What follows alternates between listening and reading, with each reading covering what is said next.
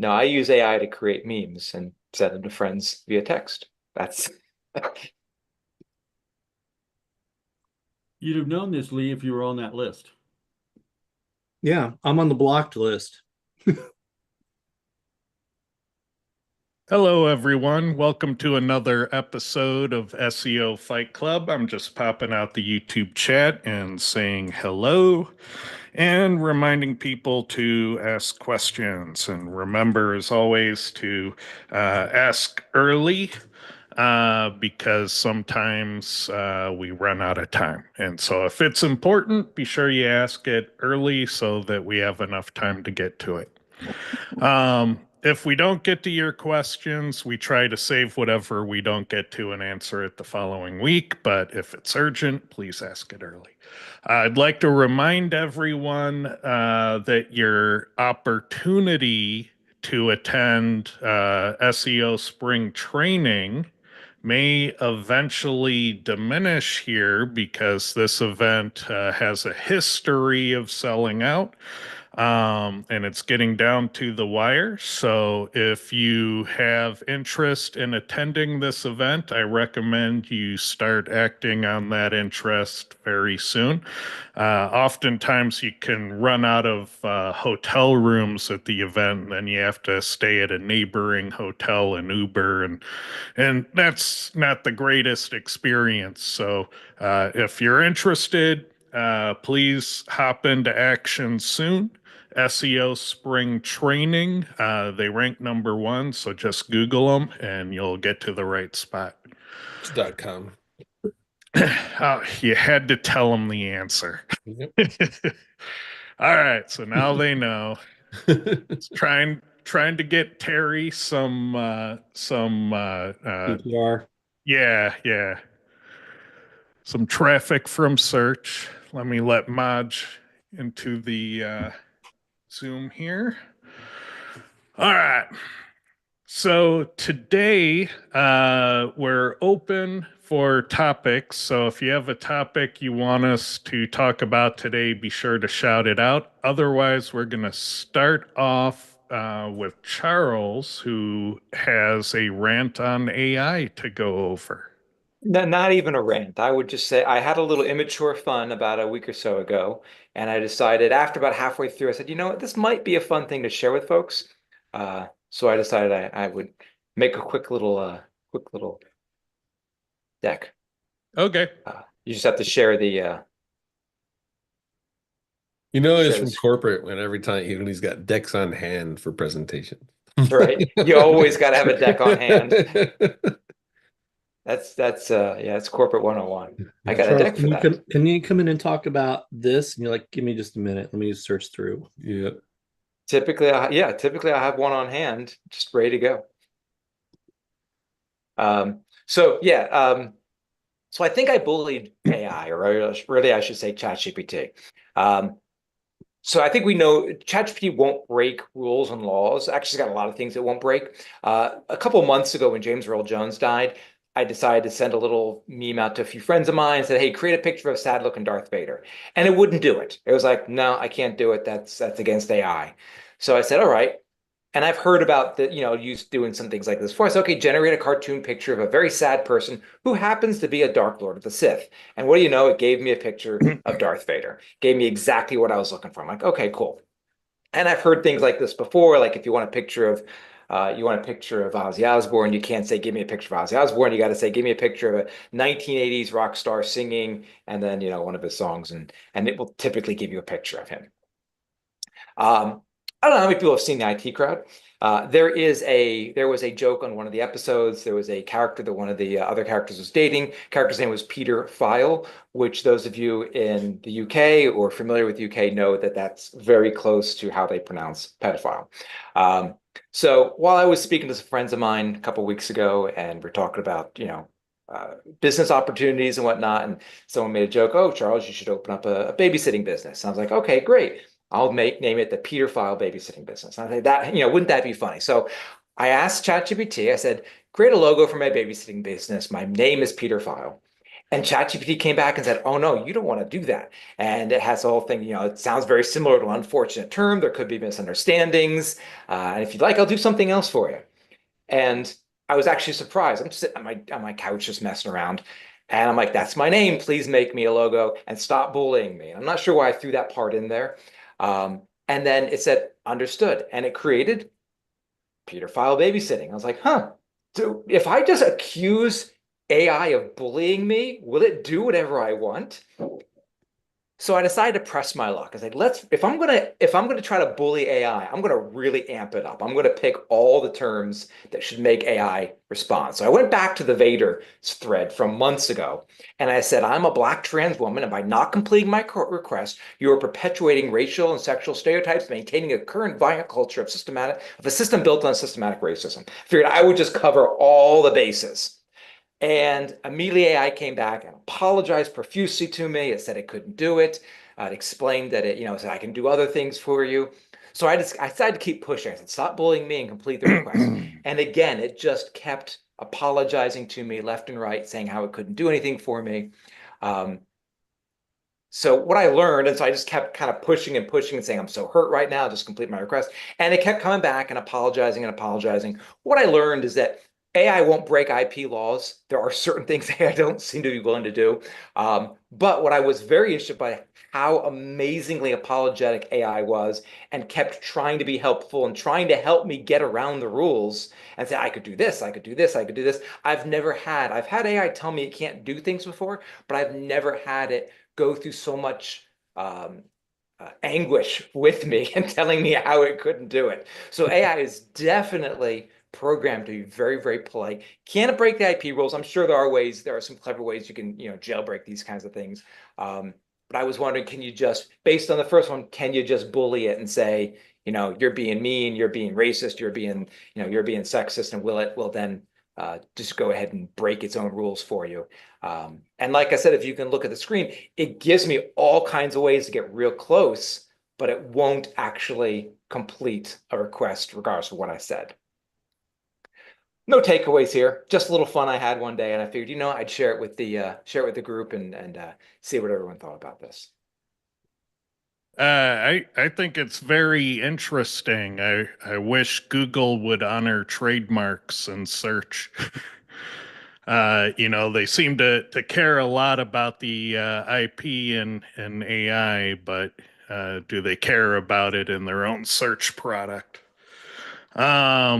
What was interesting is related to that. I saw there've been studies done about whether being polite to AI or mean to AI gets it to perform better or worse. But the other day, Sam Altman made a quote. He said, on people saying please and thank you, just those two terms have cost OpenAI over $10 million in compute. Just people being polite, and you break it down and you say, man, if enough people do it, it just kind of gives you an idea of the scale of the operation, that those two phrases, please and thank you, are a $10 million plus expense for OpenAI in terms of compute processing. I wonder how much I've cost him cussing it out. I'm more on your side, Clint. I will be very rude to AI. So when the AI apocalypse occurs, I'm the first one on the list. Yeah, but you're being verbose as well as abuse. Oh, yes. That's a double whammy. Excellent. We got a few questions coming in slowly here. First one is, I'd like to hear how the backlink outreach has gone this week. Backlink outreach. I'm not sure where this one's coming from. Well, it sounds like a request for ideas on what's working. Oh, yeah. Basically it was a reference to Clint outing my backlinking There methodology. Hand jobs. That's where it is. That's where it is. Still ranking #1. That's all you need to know. Are your hands smooth yet? Oh yeah, from last week. How could I forget that? I wish I could forget that. I keep one smooth and one rough because everybody's got their own. I got one for you guys. Well, we're letting questions load up. Is the Google?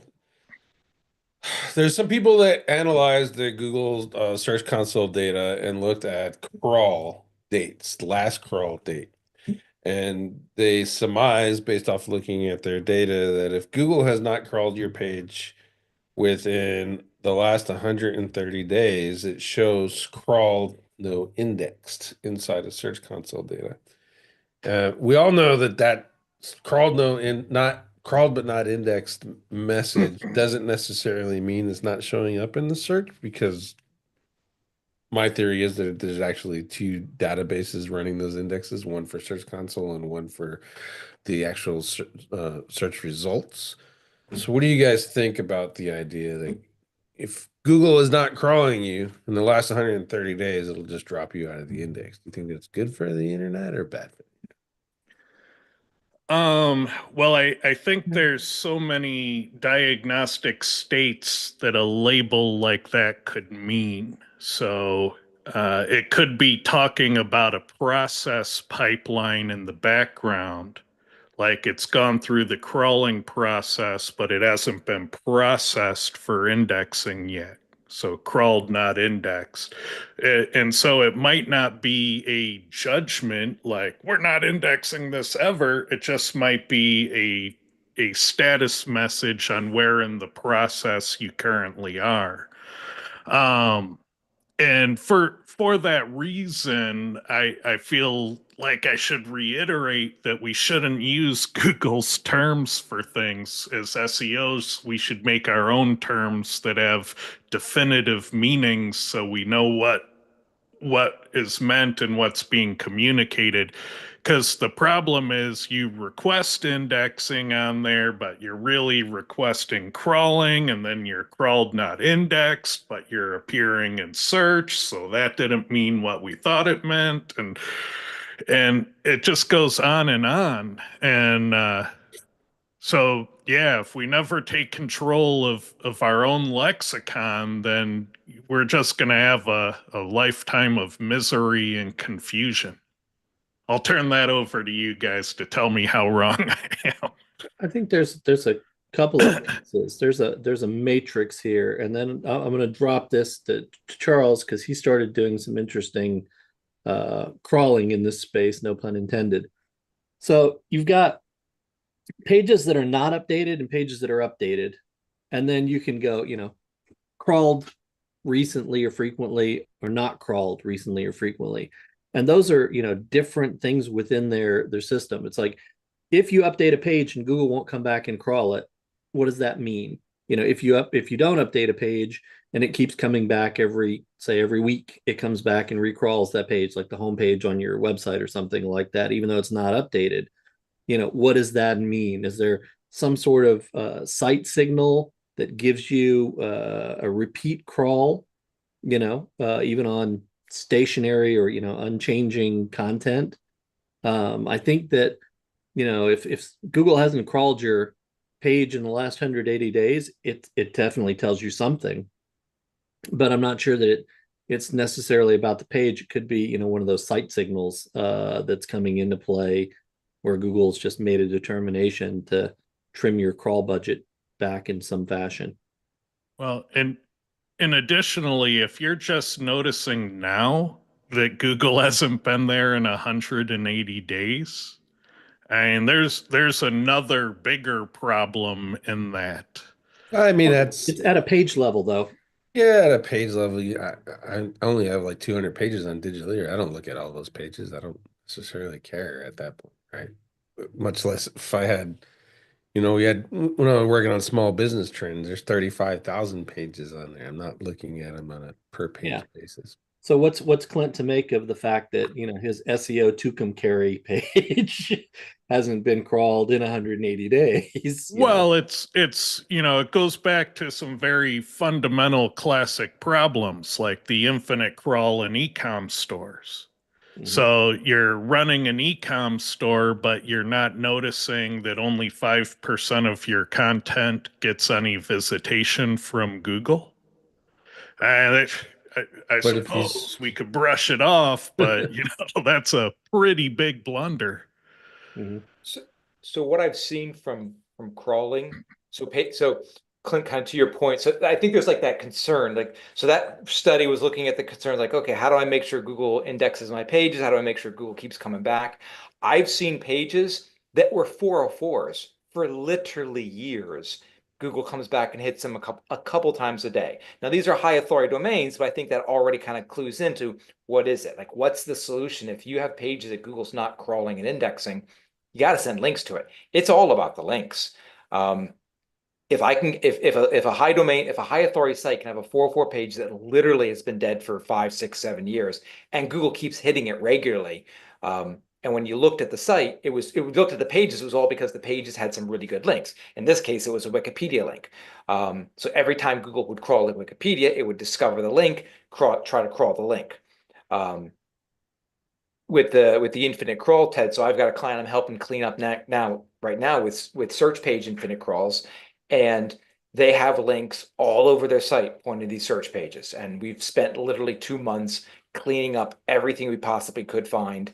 Google, and then once we've done that, Google finds more links. We gotta go back and clean those up because the links are all over it's an e-commerce template, and the links are all over the place.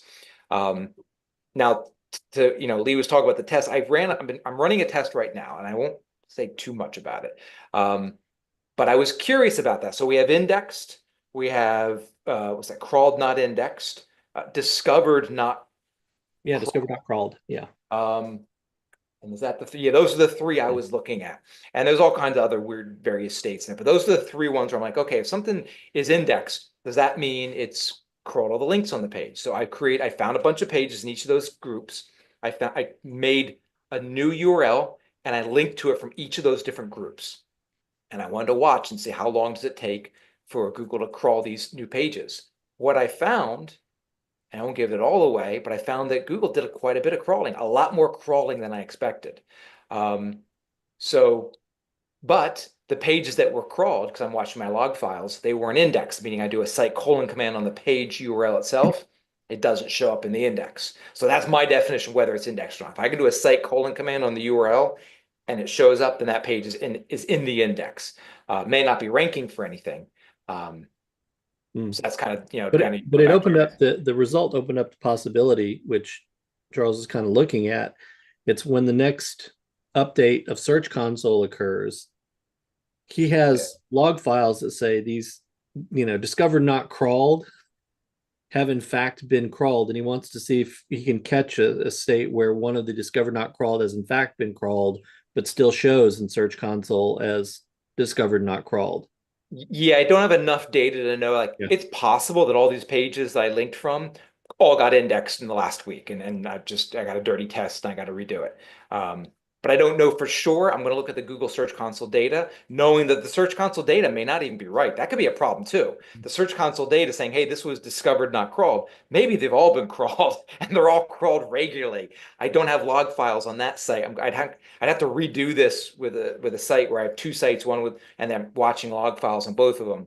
But it could be a messy, it could be a dirty test, but the correct answer can be diagnosed in search itself. Yeah. And just FYI on your ecom cleanup, kind of the quick and dirty method to catch them all is to rename the search URL to something like find, and then you redirect all the URLs that are going to search to a page. And then in your weblogs, the refer URLs in the weblogs are all the locations of the places you haven't fixed. I like that. So yeah, if it's too much of a quagmire, that's kind of the hack method. I think we've cleaned it up. The last thing we had to clean up was manual links, editorial links in the blog. People were linking to them, but they only did it like a handful of times. The problem was our template. Our template, every time we plugged one hole, I'd find it someplace else. Yeah, yeah. I always find the programmatic links are easy. It's the content links that always get you. The links they put in a product description field or something like that, because they're impossible to know about and to search for. Um, all right, let's look at another question here. So to answer your question, Clint, I'm not. So first of all, I'm not even 100% sure that 130-day thing is that even accurate. What did they do to figure that out? Well, And I'm not sure that Google. I think it's all about if you're having trouble with indexing, get some links. Like every time I've ever gone out and gotten links, it always seems to solve the problem. I think 130 days is a diagnostic amount because when I look at top SEO tests at like the rhinoplasty plano pages, those things they've been created once and never touched again. And Google is still visiting those once a month at least. It's not to say that they're not gonna come. They're saying if what they're saying is if it hasn't come.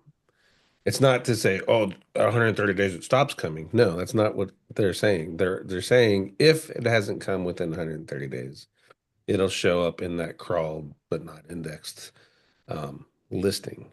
And they're finding it primarily through use of Screaming Frog and the connection with the Search Console API. That's how they located the data point to say, hey, look, this is weird. And they're illustrating, and I've seen it on a couple of my own sites where they're illustrating exactly 130 days. It switches from URL as index to crawled, not crawled. Yeah, I'm just thinking though it's probably a better diagnostic to look at it and say if Google hasn't been there in such a long time that there's probably an underlying technical SEO issue with this site.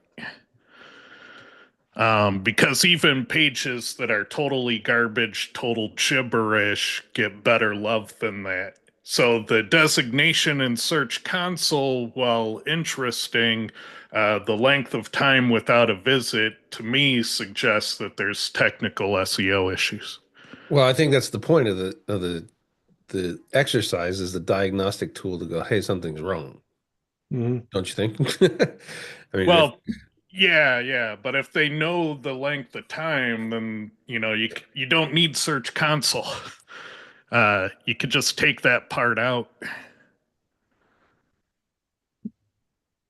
well, yeah, you can go look at your own user logs and figure it and sort it out, and assuming that you're downloading those enough, or So here's one that we can do with some of our users now. If you guys log into your Search Console and go to your indexing pages, and then you go and click on view data about the index pages, go down to the very last one and see if the last crawl date is in 2024, because that's about 130 days ago. And we can see if anybody's got one. I looked at a couple of these but I've been pushing indexation on them for a little bit. But the last one that I had was like a January 8th. That's the lowest one that I show for an indexed page. Doesn't Search Console cut off after 90 days though? But you can go. the last crawl goes. I know the last crawl goes into 2024 because you can see that in the crawled not indexed piece. They'll tell you the last crawl was, you can have some that last crawl was last July or something like that. It'll appear in the last crawled field.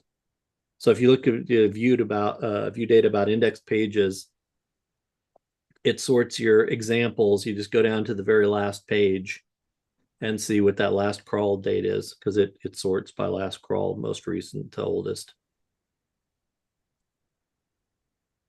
See if anybody's got, index pages with a last crawl in 2024. Yeah, look at that. It does show. So the graph is only 90 days, but the examples that it gives you, yeah, I have stuff that goes back to October 2024. Yeah, so that's over 130 days. That's crawled, not indexed, though. So you want to say go to the pages that are indexed. So you go to little under the graph, the about these pages. I don't have anything older than 2025. January 28th, 2025 is the oldest I have. Yeah, I got January 8th. So that's an interesting, there may be something to that. Who knows? Yeah, the oldest I have for last crawled is April 12th. That's what you get for those one-page websites you build. No, that's a big website, Yeah. actually. That's top SEO factor. So that one's got a few 100,000. So, so you got to find a site with just the right size. Because I decided, let me pick a large site. So I just picked a large e-commerce site. My oldest is April 18th, 2025, but they've got thousands and thousands of pages. They got tens of thousands of pages. Yes, you need a plumbing site or something that's got, a modest amount of pages where the sample is going to include all sorts of date ranges.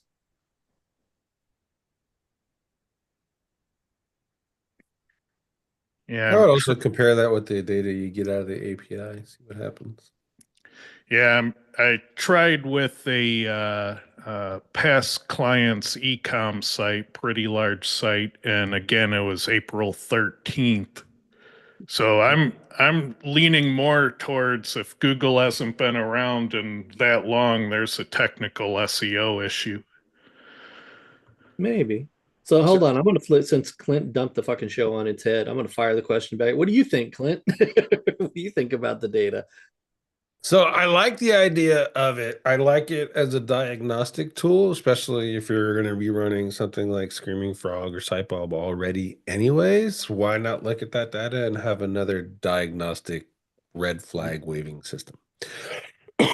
Now, how I would use it, local businesses like Ted described, yeah, it's probably a technical thing that I have not caught or that the tools have not caught for whatever reason, and then that I start seeing it.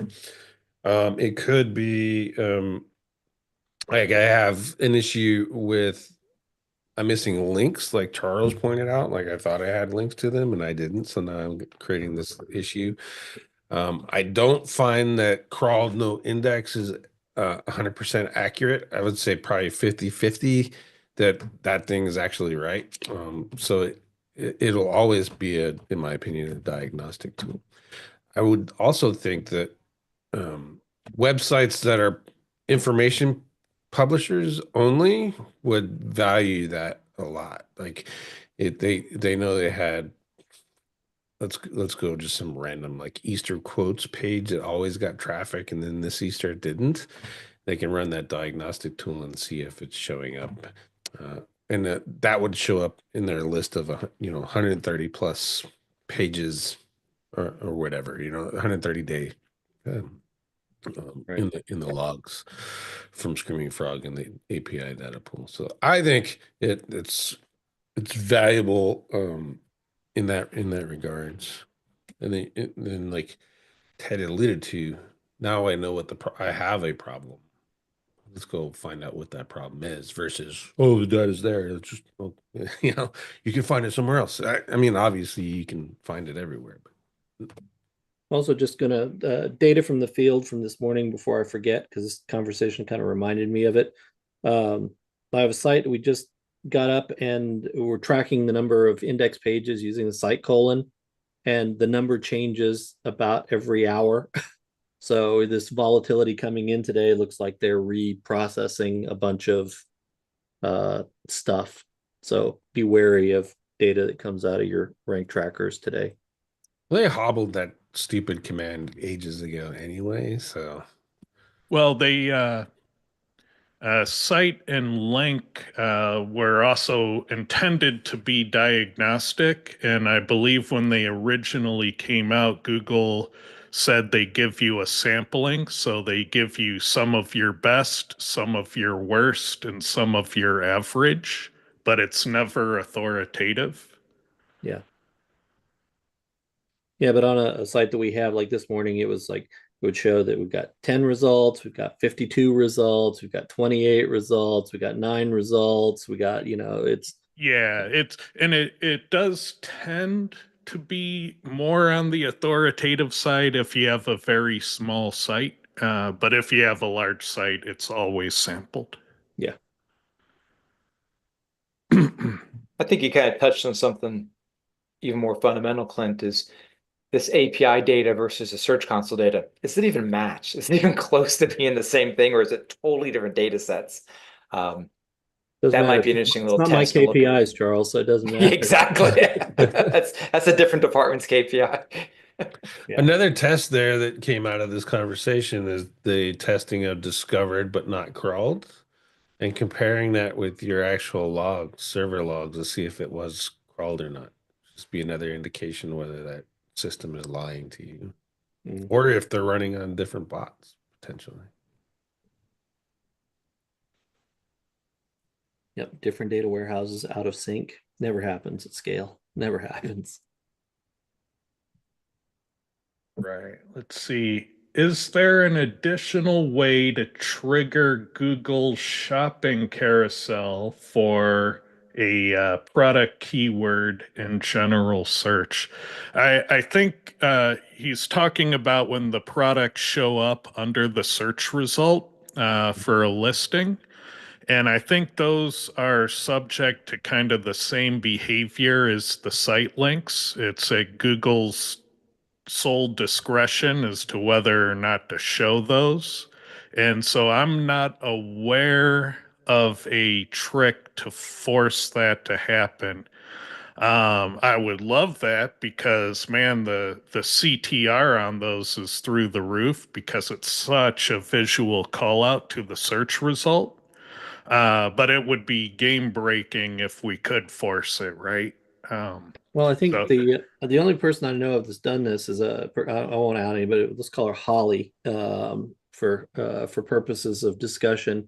Found that you could trigger different elements in there based on the CTR action at scale. So if you sent 100,000 visits really quick, and they all clicked on product searches, it could change it from like a local search to a product search or things like that. So Google will respond to those sort of things, but it has to be at scale. well, and keep in mind that that's also a very good way to get a cease and desist letter from Google's lawyers. So, uh, yeah, careful with that one. Yeah, that was one Um, that she had talked about like a couple of years ago, I think, at a couple of conferences. One of the things, and it was a clever test in the sense that there's different behaviors at scale, and when you've got at that time she had thousands of servers that she could turn on and try different things that you and I could never try individually. yeah, but that's still a precarious thing to do. Yeah, yeah. I'm not arguing that. Let's see. Have you ever worked with using Maps API instead of just embedding the code on the website? Yeah, a lot of the ranking grid things are using the Maps API. It's very expensive and it has kind of unreasonable limits in many cases. So there's a lot of issues with it. When I started doing my own ranking grids implementation, I found it was better to just make my own latitude, longitude, geolocation tools because then you can overlay on the maps without having to use any API credits at all. And not only that, when you roll your own, if you can do the trigonometry for that, they work offline. So you can disconnect from the internet and have your ranking grid still work, or you can email them to someone and it's not using up more API units every time they look at it. And, so I'd say kind of the best practice is to roll your own library and it gets a lot more cost effective and scalable. This is a great answer to not his question, though. So what he's asking is, if I have a Google map and instead of using the Google embed code that's available under my GMB, for example, what about using the API to embed it? And it's cheaper to just use the embed code. As Ted alluded to, it can get crazy expensive.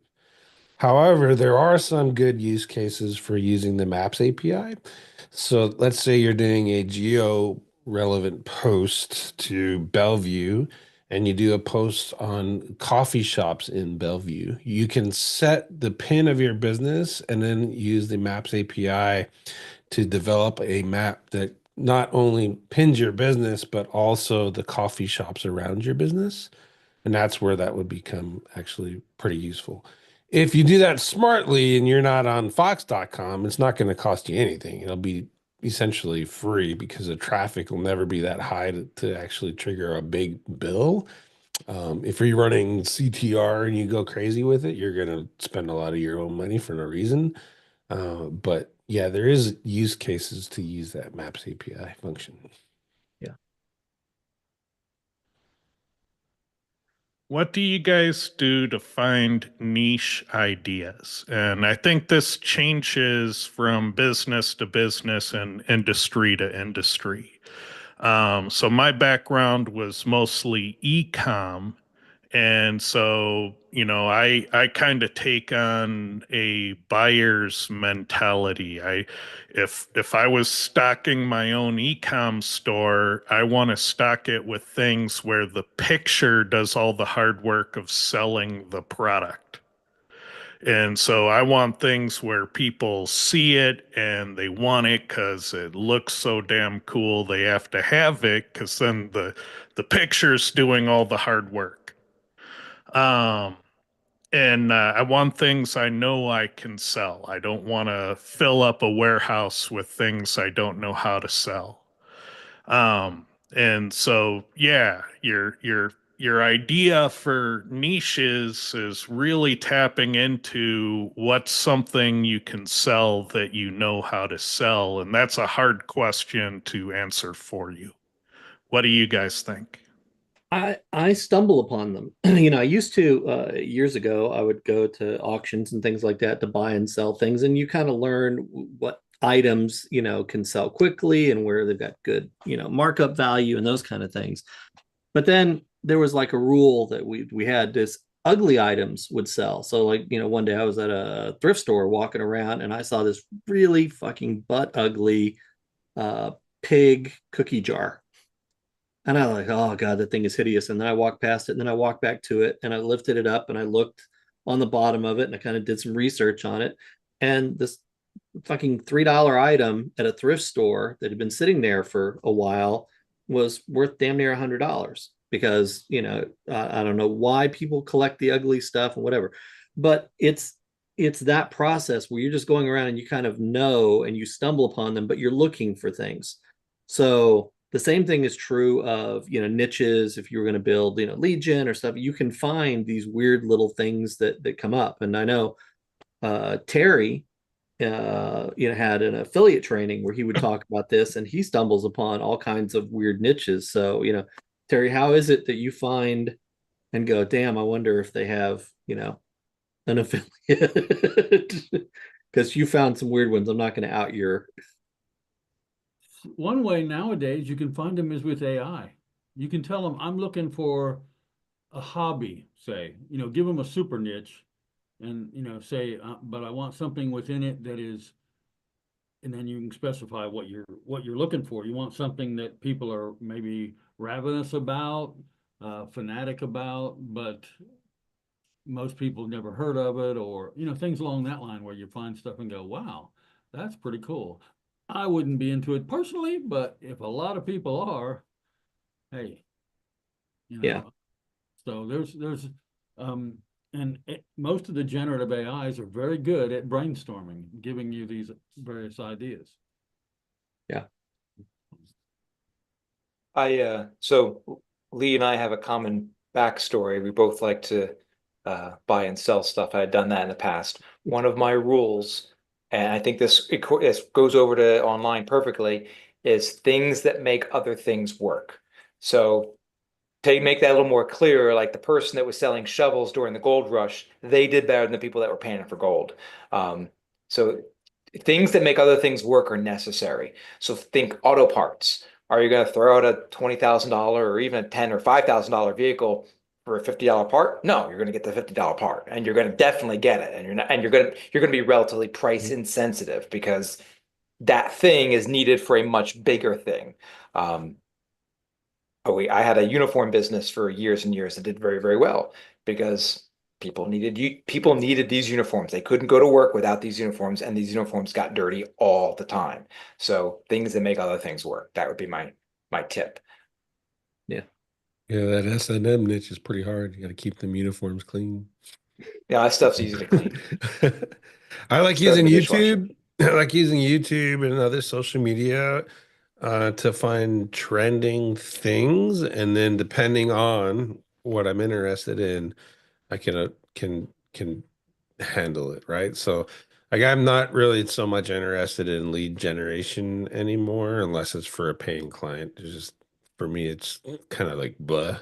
So why not look at other alternative sites that you could create, expand your SEO skills, and then also build a nice little side hustle. So, um, example, candles. That's a really easy side hustle. It doesn't take too much time to learn how to make a candle, and then all you got to do is figure out fragrances and marketing, and you can throw up a Shopify site. You're in the candle business. That kind of thing, and you can watch those trends on social media, TikTok for the younger generation, YouTube for pretty much as a general niche finder, and then check it out, double check it with Google Trends, and make sure the pattern is either steady or going up. So I think that's a good point. So Clint, you and Lee kind of touched on the same thing. It's you almost have to just stumble across it. There's no like go here, go here, go here. But and Clint, you already touched on this. And I know Ted, you've talked about this in the past. You have to have your rules. Like let's just take the candles as an example. Like, okay, I know I can produce this at home. I know I can, it costs this amount of money. I know this, I know that. Ted, I know you've talked in the past about products you sold where you could import them at a certain price, and even if you had to refund them, you'd still make money. Like you set up your rules for your business, and then you start doing your investigation via TikTok, via ChatGPT, and you find things that meet your rules. And if they break your rules, don't do them. Yeah. I say that from experience. I've broken my own rules Don't many break your times, rules. and I always regret it. So just set your rule, like this is the kind of business or this is the kind of website I want, and then you have to kind of, I don't want to say stumble on it, but you have to just start looking, and you will kind of just stumble on it. But if you look, if you don't look, you'll never stumble on it. So you have to start Yeah. looking. You have to start looking. That is so the breaking the rules. If you find yourself telling you that this time it's different, smack yourself and then move on. Yeah. You know. Or get a friend who will smack you. That's helpful too. Yeah, and in ecom, it always had the benefit that you could run the business from concept to when you finally sell it off, all in a spreadsheet. You can know everything. So you can see what you're buying units at. You can put that in a spreadsheet. You can see what the packing materials are, what the postage is going to be with a tracking code. You can account for 7% breakage and shipping, both from the supplier and to the customer. You can do it all. You could see how much money you'll make if you have to replace an order twice. You can see how much margin you'll have by, buying at 25 cents and selling for $25 with free shipping in the US. Yeah, that was one of That's the ones because I know you did that a bunch because you were saying, here's a good product. You were sourcing it from China and you wanted it to be small because it was easy to ship and hold, in your basement. yep. And you also wanted, what was your margin rule? I remember it was 80, 90% is what you wanted as I a, I favored things that I could source at 25 cents a unit and sell for $20 with free shipping in the US. So if it met that criteria, I was interested. okay. And I know from my ecom days that there are, thousands of different products that meet that criteria. You'd be amazed at what things actually cost in stores. It's appalling. Never pay full retail. There's no reason to. But yeah, jewelry's a good one because the packages are small, the shipping cost is small. It's always sells. It doesn't necessarily sell as fast as you'd like, and that's the other thing about it is you can have a business that's profitable and working and still not worth doing. And that's kind of what I found with my ecom startup where I was doing this stuff. It made money, it was profitable. I just made more money doing other things. So it wasn't my best money. Um, in hindsight though, had I stayed in it and if I grew it and had a fulfillment center, I mean, it would have become a multi-million-dollar operation, but it would have taken 3 or 4 years of real investment in the business to get it there. And it wasn't my best money at the time, and I was kind of burned out on ecom at the time. And I think anymore, I wouldn't do that. I would instead of having a warehouse full of thousands of products, I think that's a very wasteful way to manage your money. Buy one product you know you can sell and create the content assets like Clint mentioned for TikTok and YouTube and run that product through, from getting it in stock, sell it out, then reorder and do it again. A warehouse of one product is totally fine. You can have an online store with one product in it, and all you're doing is promoting that product until you've got liquidity on all of it. That's what I'd do because then you're minimizing your startup costs, you're minimizing your risk. You just got to pick something you know that the picture, the photos you take, the videos you make can do the selling for you. It has to be that cool. And I have ideas of things that are that cool, but that's kind of the art is picking the product that sells itself. Um, let's see. Somebody's asking load time milliseconds. Is this Quora factor time to first byte? Yeah, that is essentially it. Um, they're asking which API do I use to measure it, and I don't use an API on that because Quora actually loads the web page. So I start a timer and I look at how long it took for Quora to get the raw content. The thing you have to remember, and the reason why this particular factor comes up is because Quora quite often recommends that you add load time. As crazy as that is, why would Quora recommend adding load time? Isn't it supposed to be faster? Well, it turns out that bigger pages have a habit of ranking a little bit better, especially in certain keywords. And so there's that trend, and it's a measurable thing. And so Cora's picking up on it, saying, hey, load time seems to correlate with rankings. Maybe you want a little more load time.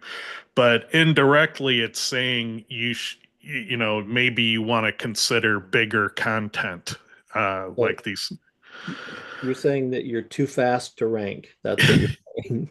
Yeah. So in a way, load time milliseconds is a factor is telling you your page is too small. You've got some questions above that you missed, Ted. I Oh, think. I'm in a different one. Okay. Yeah, I'll come back to those. The different one, I'm notorious for missing the whole time, so I'm just knocking it out first. Well, that question was also asked in that thread, which is why I thought. Oh, Yeah. let's see. Question 2. Why shared data tab and Quora reports is different than top SEO factors. The windowing is different. Top SEO factors is updated once a day. And the Quora reports are a real-time window, so it's as of when you ran the report. And I think the Are they window both 14 sizes day, are yeah, 14 different. day windows? Yeah. Or is it Um, yeah, you get more data, more expensive operations in the Quora report. Um, why Ahrefs doesn't show up on top SEO factors? Because Ahrefs hates us lowly non-enterprise SEOs, and they killed off our API access. It would cost $35 per Quora report run to keep it going, and that just makes no sense in the world. So we terminated our integration, sadly. We didn't want to. They forced that on us, and so we just had to let it go. Um, all right, let's see.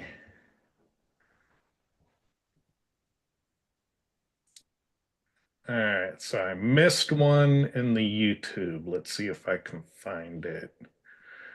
it's how do you index your Bing content? And I'm going to go back to Charles's answer, build some links to it. Bing likes things that have links. Weird. Okay, yeah, I don't see that question for some reason. Sorry. That was up under Abigail's thing. So maybe I'm further down. YouTube deleted it because he left. Ah. All right. Let's see. Stefan.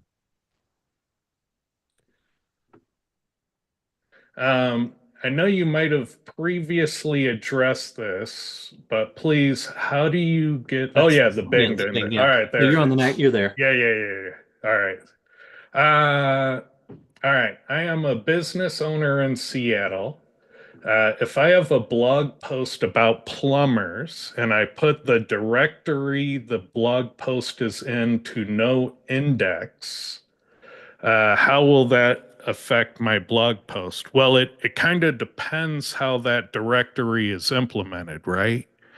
Because you could implement a directory that's all one URL and different parameters show different content. And if you know index the script, I mean, then, it's all going to go away. And you could do it where it's multiple different scripts and URLs and parameters, and it could behave differently. So a lot of that's going to depend on how it's coded.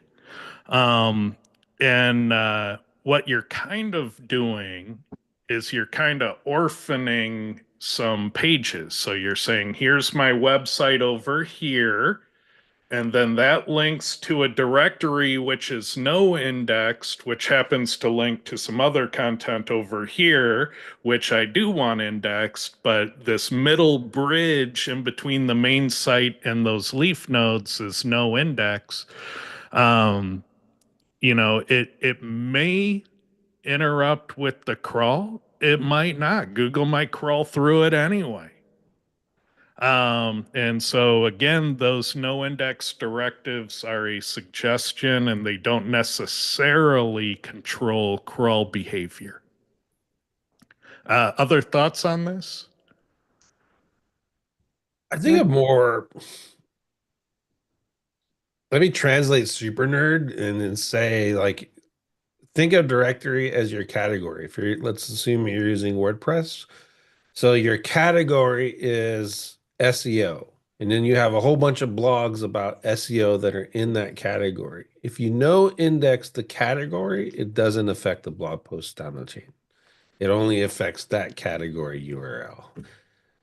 And like Ted alluded to, it's still going to crawl that page. You're just saying no index. You're not using HT access to block it from crawling that category. You're just saying, don't add this to your search results. That's all. Or more like, please, sir, don't add this to your search results. Because Ted alluded to, they can also ignore it. But yeah, it won't pass down. And that's essentially how that works. Like you can't just go, I want to know index my SEO category and then all my SEO pages, irregardless of the CMS you're using to build your website, that no index doesn't pass down. It'll still go down there and index those blog pages. You just made me want to eat some porridge, Clint. All right, let's see. Hi, all. In a situation where a company has many office locations and each has a GBP, should the individual GBP links point to geo pages for their location or to the corporate homepage? Um, yeah, you kind of see a mix of both out there when you look at like franchises and stuff. Oftentimes, I think the best practice is that the franchise has a page or a website of its own, and the GBP would go to that specific store number. But there are some where it'll go to corporate for all of them. But just know that either way, it should be okay. Because what's going to happen is Googlebot is going to crawl the websites. It's going to find out all the services and location keywords, and it's going to say, "I've got a profile for these words, and so I'm going to rank it." And that could be like deep in a blog on the website somewhere. And it's going to rank the profile, and the profile just happens to link to a page of your choosing. And that's the thing you need to remember. That's a page of your choosing. Google doesn't choose that. And so, Google's going to look at the content you have overall and rank the profile, which happens to link to a page you chose, not Google. And what you'll notice in search is that all of the keywords you rank for are always going to show a URL you chose, but just know that Googlebot is looking at more than just that page. And so, it's a little bit confusing, I know, but that's how it's working. I think, Clint deals a lot with franchises. Did you ever notice any difference, in one implementation versus the other in terms of performance? So in the franchise example, I understand why Ted used it, but it's a little bit different. So if corporate owns that McDonald's, they can use the homepage because it's theirs, right? But if Ted owns that McDonald's and he's franchising it from McDonald's, technically he's the owner and it should link to his location page. As a general rule of thumb, you want to link, if you have a multi-location business, you want to link each page, each map to that specific location page on your website. As a general rule. I will say that I have seen instances recently, and he's running around in chat somewhere. Maybe you can confirm it because he deals with maps way more than I do. But I've had location pages fully optimized, linked on the map, and the map just sucks. And as soon as I switched it over to the homepage, the map shut up. So if you're as a general rule of thumb, you're building your map, link to your location page. And if it just gets stuck, no matter what you do, switch to the homepage and see what happens. That's how I handle it. But yeah, in franchises, if Terry owns that McDonald's store, he has to be the owner of the GBP. I can have a franchisee map account, but Terry has to own it. If I'm keeping ownership of it, I have to explain to Google why that is, or I'll risk losing all my maps. Yeah, but it's usually convoluted. Like if you look at a Starbucks, some of them are franchise stores, some of them are company stores, some of them are just licensing agreements. And it gets very convoluted very quickly about those types of arrangements. Right. So like I said, you as a owner of the franchisee map account, you have to identify that to Google. You have to Yeah, be yeah, but more to the point, you have to be prepared to do it because they will, and I have seen it shut down your entire everybody's maps until you figure you line by line. This one's a franchisee, this one's a corporate, and you have to do that. yeah, correct. But I'm just But that has saying, nothing to do with where you're going to link. Really, it's just yeah, but I'm just saying, as a casual observer, you'll see Starbucks go both ways for those reasons. So when you're looking at it saying, what should I do? And you look at an example, it can go both ways. But yes, there are rules that govern those. Absolutely. Um, let's see. Roger's wondering if we answered his question. Yeah, I think when he left, his question left with him. Yeah, you'll have to re-ask it, Roger. Um, anyone from Nepal? So if you're from Nepal, give a shout out. Got a client with an established GBP, 15 plus years. The category he has selected doesn't reflect the current service offerings. Uh-oh. Is it safe to update that, or could it trigger verification or restrictions? Um, I think you want to err on the side of being truthful and correct, because that's going to be easier to explain down the road than not. Um, but yeah, making changes does incur a risk, but again, what do you stand to win? What do you stand to lose? If you're not targeting your customers, then that seems like a terrible waste. I'd rather target the people that want what I'm offering. So, it argues to reason that the business would do better if you targeted what you're selling. Yeah. The that sort of thing, it's a big change when you're changing categories, so it probably will trigger a re-verification. So the best thing you can do is get all the shit ready before the re-verification is triggered so that you can get through that process as quickly as possible.